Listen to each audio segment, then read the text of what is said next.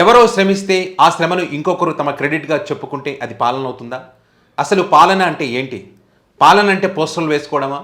పాలన అంటే ప్రచారాలు చేసుకోవడమా? పాలన అంటే ప్రకటనలు చేసుకోవడమా? పాలన అంటే తమ సోషల్ మీడియా వేదికగా గొప్పలు చెప్పుకోవడమా? పాలన అంటే అది కాదు. పాలన అంటే నిజాయితీ, పాలన అంటే నిబద్ధత, పాలన అంటే ప్రజల కోసం నిలబడ్డం. ఆ రకంగా ప్రజల కోసం నిలబడి అక్షరాల అమలు చేసినటువంటి వ్యక్తి వైఎస్ జగన్మోహన్ రెడ్డి. సో ఈ విషయం కొంతమందికి నచ్చకపోవచ్చు. ఎవరికి నచ్చినా నచ్చకపోయిన చరిత్రను ఎవరు మార్చలేరు. సో ఆ చరిత్రకు సంబంధించి మరొక నిజం ఈ వీడియోలో మీకు చెప్పదలుచుకున్నాను. సో ఇక్కడ నేను మాట్లాడేది అబద్ధాలు కాదు, ఆధారాలతో మాట్లాడబోతున్నా. ఈ వీడియోలో ఫైల్స్, డేట్లు, ఉత్తర్వులు, జీవోలు, వీడియోలు ప్రతిదీ కూడా మీ కళ్ళ ముందు ఉంచేటువంటి ప్రయత్నం. సో ఈరోజు భోగాపురం ఎయిర్పోర్ట్ ప్రారంభమైంది, మొదటి ఫ్లైట్ కూడా వచ్చింది. మరి ఈ భోగాపురం ఎయిర్పోర్ట్ కంప్లీట్ కావడానికి కర్త కర్మ క్రియ అన్నీ నేనే అని చెప్పి చంద్రబాబు నాయుడు గారు, వారి మీడియా కానీ వారందరూ కూడా చెప్తున్నటువంటి తరుణంలో మరి భోగాపురం ఎయిర్పోర్ట్ కోసం కష్టపడ్డది ఎవరు? మాటలు కాదు, దానికి ఆధారాలు కావాలి. ఆ ఆధారాలకు సంబంధించి మనం చూస్తే 2014 నుంచి 2019 వరకు రియల్ ఎస్టేట్ వ్యాపారం చేసేటువంటి ఒక ఆలోచనతో 5,000 ఎకరాలను సేకరించాలని ఒక ప్రయత్నం చేసి ఆ రైతులందరూ కూడా వ్యతిరేకించి కోర్టుల్లోకి పోవడం, ఆ కోర్టులకు వెళ్ళినటువంటి క్రమంలో అంటే ఒక పద్ధతి, ఒక ప్రాసెస్ ఏది లేకుండా ఆ భూములు సేకరించేటువంటి ప్రయత్నం చేసి అందులో ఫెయిల్యూర్ అయ్యి ఎలక్షన్స్ రాబోతున్నాయనేటువంటి తరుణంలో ఫిబ్రవరి 14, 2019న ఈ భోగాపురం ఎయిర్పోర్టుకు శంకుస్థాపన చేశారు చంద్రబాబు నాయుడు గారు.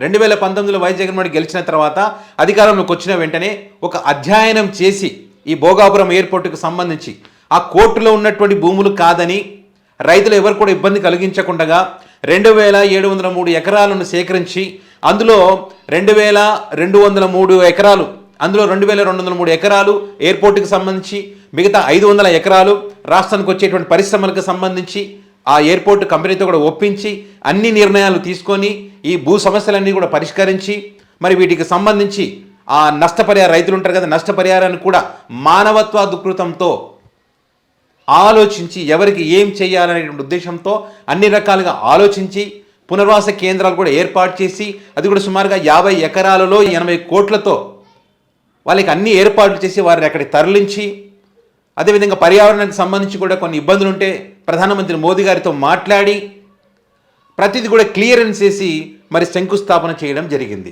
ఉత్తరాంధ్ర అభివృద్ధి చెందాలనే ఒక ఆలోచనతో, విశాఖను రాజధానిగా చేయాలనే ఒక ఆలోచనతో జగన్మోహన్ రెడ్డి గారు అద్భుతమైన నిర్ణయం తీసుకున్నారు. ఆ అద్భుతమైన నిర్ణయం కారణంగానే ఈరోజు భోగాపురం ఎయిర్పోర్ట్ ప్రారంభమైంది. దానికి సంబంధించినటువంటి మరిన్ని డీటెయిల్స్ కూడా మీకు ఈ వీడియోలో చూపించబోతున్నాను. ఇక్కడ మార్చి 4, 2020 వైఎస్ జగన్మోహన్ రెడ్డి కేబినెట్ నిర్ణయంతో జిఎంఆర్ ఎయిర్పోర్ట్స్ లిమిటెడ్ను డెవలపర్గా ఎంపిక చేశారు. మార్చి 30, 2020 డెవలపర్ ఎంపికపై అధికారిక జీవో ఎంఎస్ నెంబర్ 18 జారీ చేయడం జరిగింది. ఏప్రిల్ 13, 2020 జిఎంఆర్కు లెటర్ ఆఫ్ అవార్డు LOA ఇచ్చారు. జూన్ 12, 2020 అగ్రిమెంట్ కూడా కుదుర్చుకోవడం జరిగింది. జూలై 22 నుంచి ఆగస్టు 12, 2020 సంవత్సరంలో భూసేకరణకు సంబంధించిన R&R అంటే పునర్వాసానికి సంబంధించి ప్యాకేజ్ ఆమోదించడం జరిగింది. నవంబర్ 11, 2020 ప్రాజెక్టు సైట్ క్లియరెన్స్ కానీ ఇన్ ప్రిన్సిపల్ అప్రూవల్ కానీ ఓకే చేయడం జరిగింది. నవంబర్ 18, 2020 విశాఖ నేవల్ ఎయిర్ బేస్లో ఉన్న సివిల్ ఎన్క్లేవ్ మూసివేతకు లేఖ రాయడం జరిగింది. జనవరి 17, 2022 కావులవాడ, గుడెపు వలస, కంచేరు, రవి వలస, సవరపల్లి గ్రామాలకు భూముల పరిహారాన్ని ఖరారు చేశారు. September 13, 2022 Visakha naval air base civil enclave మూసివేతకు అధికారిక NOC ఇవ్వడం జరిగింది. నవంబర్ 4, 2022 ప్రాజెక్టుపై దాఖలైన అన్ని రిట్ పిటిషన్లు, రిట్ అప్పీల్ కొట్టివేత, చట్టపరమైన అడ్డంకులను పూర్తిగా తొలగించే విధంగా ఆ రోజు కృషి చేయడం జరిగింది. 2023లో నిర్మాణానికి పునాది, భూసేకరణ పూర్తిగా ముగింపు, R&R పనులు పూర్తి అయ్యాయి. ఫిబ్రవరి 23, 2023 తారక రామ తీర్థసాగర్ నుంచి 5 MLD నీటి సరఫరాకు జీవో, విమానాశ్రయం వరకు విద్యుత్ సరఫరాకు జీవో. ఏప్రిల్ 6, 2023 BCAS భద్రత క్లియరెన్స్. మే 3, 2023 విమానాశ్రయానికి శంకుస్థాపన. మే 16, 2023 ఏరోనాటికల్ సేవలపై ఒప్పందం చేసుకున్నారు. మే 26, 2023 2,203 ఎకరాల భూమి APADCLకు బదిలీ చేశారు. జూలై 31, 2023 ప్రభావిత కుటుంబాలకు పునర్వాసం పూర్తి చేశారు. అక్టోబర్ 2023 ప్రాజెక్టుకు 32,150 కోట్ల రుణాలు మంజూరు చేశారు. అక్టోబర్ 31, 2023 మొత్తం భూమిపై రైట్ ఆఫ్ వే కల్పన చేశారు. నవంబర్ 1, 2023 భూమి పూజ నిర్మాణ పనులు ప్రారంభం. నవంబర్ 28, 2023 NIAF కోసం ESIA నివేదిక. నవంబర్ 1, 2023 L&Tతో EPC ఒప్పందం చేసుకున్నారు. డిసెంబర్ 7, 2023 L&Tకి నోటీస్ ఆఫ్ ప్రొసీడ్. డిసెంబర్ 14, 2023 ప్రాజెక్టుకు అపాయింట్మెంట్ డేట్ ప్రకటింపు. మార్చి 2024 నాటికి 18.69% పనులు పూర్తి. జూన్ 2024 నాటికి 29.7% పనులు పూర్తి. సో ఇది వైఎస్ జగన్మోహన్ రెడ్డి తన పాలనలో ఈ భోగాపురం శంకుస్థాపన చేయడం కానీ వాటి క్లియరెన్స్ కానీ కోర్టుల్లో సుప్రీంకోర్టులో అన్ని కోర్టులకు వెళ్ళినప్పుడు వాటన్నిటిని క్లియరెన్స్ చేసి పునర్వాస కేంద్రాలు ఏర్పాటు చేసి అన్నిటికి సంబంధించి చాలా క్లియర్గా ఈ భోగాపురం ఎయిర్పోర్ట్ ప్రారంభించడం జరిగింది. మరికొన్ని విలువైనటువంటి ఆధారాలు కూడా మీకు ఇక్కడ వీడియోలో నేను చూపిస్తాను. ఇదిగో ఇది చూడండి, జగన్మోహన్ రెడ్డి గారు ముఖ్యమంత్రిగా ఉన్నప్పుడు జిఎంఆర్ కంపెనీతో వీళ్ళందరితో మాట్లాడుతున్నప్పుడు ప్రారంభానికి సంబంధించి కానీ అదేవిధంగా నిర్మాణం ఎంతవరకు అనేటువంటి విషయాలకు సంబంధించి కానీ క్లియర్గా జగన్ గారాయంలో ఉన్నటువంటి ఆ డేట్లు కూడా దీంట్లో ఉన్నాయి. మీకు ఇంకా కొన్ని కూడా ఆధారాలు చూపిస్తాను నేను. సో ఈ నెల జనవరి 4న భోగాపురం ఎయిర్పోర్ట్ వేపై తొలి ఫ్లైట్ ల్యాండ్ కానున్నది. సో ఇది వాళ్ళ క్రెడిట్గా చెప్పుకున్న తరుణంలో కొంతమంది ఇట్లా సోషల్ మీడియా వేదికగా థ్యాంక్ యూ జగన్ అన్న అని చెప్పి కొంతమంది ఇట్లా పెట్టడం జరిగింది. అండ్ మరికొన్ని కూడా చూపిస్తాం. ప్రపంచ పటంలో భోగాపురం ఎయిర్పోర్ట్ ఒక ఐకాన్, అభివృద్ధి సంకల్పం ఆ ఘనత జగన్దే. ఇక్కడ సీఎంఓ ఆంధ్రప్రదేశ్ చంద్రబాబు నాయుడు గారు ముఖ్యమంత్రిగా ఉన్నప్పుడు కూడా అప్పటిది ఇదిగో చూడండి, March 5, 2024 CM YS Jagan Visakha పర్యటనలో భాగంగా భోగాపురం విమానాశ్రయం పనులు ఏరియల్ విజిట్ ద్వారా పరిశీలన చేయడం జరిగింది. సో దానికి సంబంధించినటువంటి ఇమేజ్ చూడండి ఇక్కడ. ఇప్పుడు ఇంకా సీఎం ఆంధ్రప్రదేశ్ చంద్రబాబు నాయుడు గారి ఫోటో ఉంది, అందులో ఇంకా ఇప్పటికి కూడా ఉంది. జగన్మోహన్ రెడ్డి గారు పరిశీలించారు. జగన్మోహన్ రెడ్డి గారు బోగస్ మాటలు, జగన్మోహన్ రెడ్డి గారికి సంబంధమే లేదు, మొత్తం మేమే చేస్తామని ఏదైతే క్రెడిట్ తీసుకుంటున్నారో దానికి క్రెడిట్ ఉందా లేదా అని చెప్పడానికి ఆధారాలు. భోగాపురం ఎయిర్పోర్ట్కి సంబంధించి ఏమేం కావాలి, కాంపౌండ్ వాల్ నిర్మాణ పనులు కానీ 4 గ్రామాలను పునర్వాసాన్ని కల్పించడం కానీ R&R ప్యాకేజీకి సంబంధించి కానీ 450 కోట్లు ఖర్చు చేయడం కానీ వేరే ప్రాంత ప్రజల సైట్లు ఇవ్వడం కానీ ప్రతి ఇంటికి 10 లక్షల రూపాయల ఆర్థిక సాయం అందించడం కానీ భూసేకరణ కోసం 400 కోట్లు ఖర్చు చేయడం కానీ 1100 కోట్లు రాష్ట్ర ప్రభుత్వం ద్వారా ఖర్చు చేశారు. చంద్రబాబు వేసిన కోర్టు కేసులను అన్ని అధిగమించి పూర్తి క్లియరెన్స్ తీసుకొచ్చారు. జిఎంఆర్ గ్రూప్కు అన్ని విషయాల్లో సహకరించి శంకుస్థాపన చేశారు. ఇది జగన్మోహన్ రెడ్డి గారు కృషి వల్ల జరిగింది. ఈరోజు మొదటి ఫ్లైట్ వచ్చిందంటే ఇవన్నీ ఆధారాలు ఉన్నాయి ఇక్కడ. అండ్ ఇంకొన్ని చూపిస్తా. జూన్ 12, 2020 సీఎంఓ ఆంధ్రప్రదేశ్, ఇక్కడ చంద్రబాబు నాయుడు గారి ఫోటో కనిపిస్తుంది కదా. భోగాపురం ఎయిర్పోర్ట్ నిర్మాణం కోసం ఏపీ ప్రభుత్వంతో జిఎంఆర్ ఒప్పందం.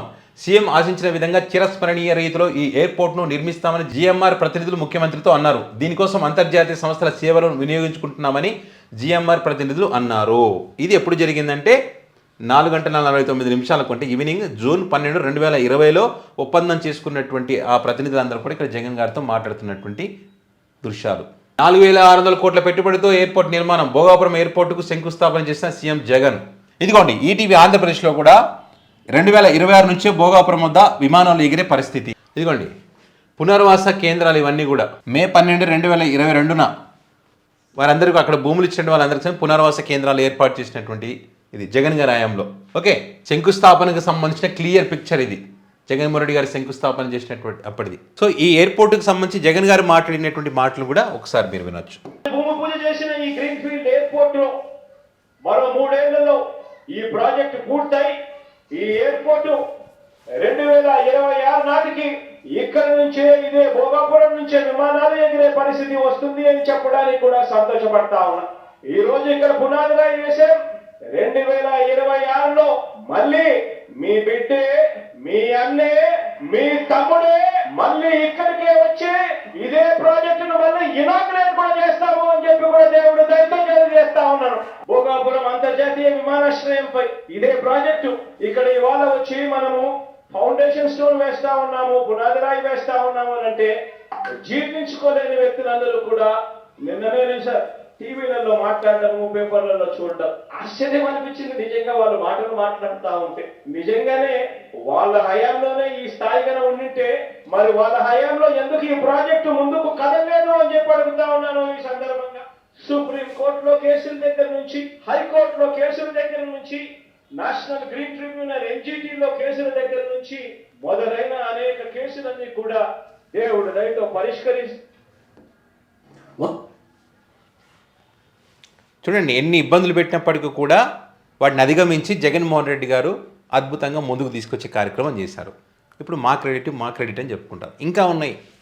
హైదరాబాద్ ఎయిర్పోర్ట్ శ్రీ రాజశేఖర రెడ్డి గారు ఫౌండేషన్ వేశారు. మళ్ళీ ఆయనే సీఎం నోటు ఇనాగరేట్ చేశారు. ఢిల్లీ ఎయిర్పోర్ట్ రాజశేఖర రెడ్డి గారే వారితో పాటు వచ్చి ఇనాగరేట్ చేశారు. వాళ్ళు ఈ రోజుని అది భగవంతుడు నిర్ణయం చేయదు. వారి తనయుడు జగన్మోహన్ రెడ్డి గారు వారి అమృత హస్తాలతో ఈ రోజుని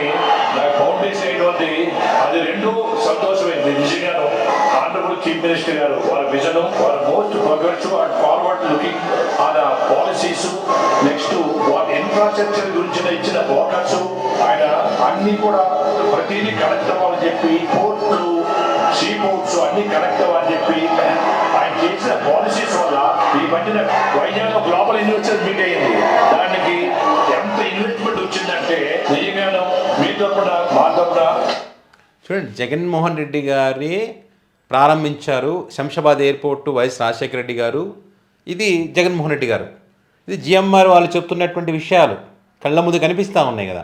ఇంత ఉన్నప్పటికీ కూడా చంద్రబాబు నాయుడు గారు లేదు శంషాబాద్ ఎయిర్పోర్ట్ నేనే కట్టాను, భోగాపురం కూడా నాదే అంటాడు. అంత క్లియర్గా మాట్లాడుతూ ఉన్నారు. అభినందనలు ఇయ్యగాను.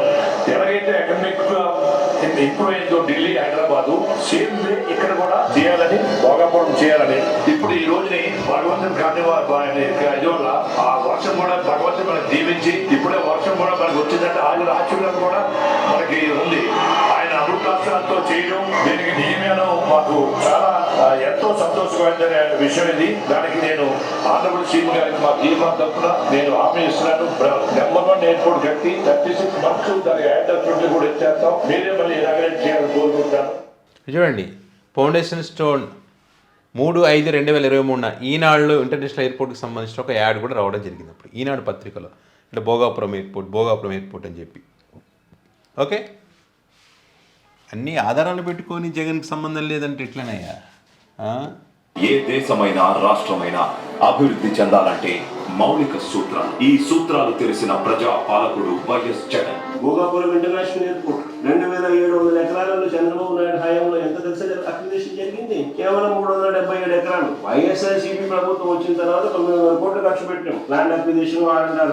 ఉత్తరాంధ్ర ప్రజల చిరకాల వాంఛ విజయనగరం జిల్లాలోని భోగాపురం ఇంటర్నేషనల్ ఎయిర్పోర్ట్. పూర్తిగా ల్యాండ్ కంప్లీట్ చేసి ఎయిర్పోర్ట్ స్టార్ట్ చేసి అన్ని అనుమతులు తీసుకొని వచ్చి కన్స్ట్రక్షన్ స్టార్ట్ చేసి 30% కంప్లీట్ చేసినాం. ఇంకో సంవత్సరంలో ప్రాజెక్ట్ కూడా అయిపోతుంది. 4592 కోట్లతో దీని నిర్మాణానికి శ్రీకారం చుట్టారు జగనన్న. దీనివల్ల ఏటా 60 లక్షల మంది ప్రయాణించేందుకు వీలుంటుంది. సో ఇది భోగాపురం ఎయిర్పోర్ట్కి సంబంధించి. ఇప్పుడు చెప్పండి, ఈ క్రెడిట్ ఎవరికి ఇవ్వాలి? జగన్మోహన్ రెడ్డికి సంబంధం లేదా? జగన్మోహన్ రెడ్డి బోగస్ మాటలా? ఇవన్నీ ఆధారాలు ఉన్నాయి కదా, ఆ చరిత్ర చెరిపేస్తే చెరిగిపోదు కదా, ఆ జీవోలు ఉన్నాయి కదా, ఉత్తర్వులు డేట్లతో సహా ఉన్నాయి కదా. ఇన్ని పెట్టుకొని కూడా ఇంకా ఏం చేయలేదు దాన్ని మళ్ళీ చేసిన దాన్ని కూడా వాళ్ళ క్రెడిట్లో వేసుకుంటూ జగన్మోహన్ రెడ్డి విధ్వంసకారుడు, విధ్వంసం చేశారనేటువంటి అబద్ధాలని ఇంకా ఎక్కువ చెప్తా ఉన్నారు. మీరు చేసేది విధ్వంసం, చేసిన దాన్ని చేయలేదని చెప్పడమే పెద్ద విధ్వంసం, ప్రజలను మోసం చేయడమే పెద్ద విధ్వంసం, ఒక వ్యక్తి మీద కోపంతో ఆంధ్రప్రదేశ్ యొక్క ఇమేజ్ని డ్యామేజ్ చేయడమే పెద్ద విధ్వంసం. వైసీపీ పార్టీ దరిద్రం ఏంటంటే వాళ్ళు చేసింది చెప్పుకోలేకపోవడం. చేయకపోయినా చేశామని చెప్పుకుంటున్న రోజుల్లో మీరు అది చెప్పకపోతే ఎట్లా? మీ తప్పే అవుతుంది కదా. ఇట్లా ఒకటేమిటి రెండేమిటి చాలా అభివృద్ధి కార్యక్రమాలకు సంబంధించి జగన్మోహన్ రెడ్డి గారు కానీ వైసీపీ పార్టీ నాయకులు కానీ చెప్పుకోలేకపోవడం వల్ల ఈరోజు జగన్ ఏం చేయలేదు మేమే చేస్తామని వీళ్ళు చెప్పుకుంటున్నారు. అసలైన వాస్తవాలు ఏంటంటే ఇవి. కాదనగలరా ఎవరైనా? కాదనలేని ఆధారాలు ఉన్నాయి ఇక్కడ.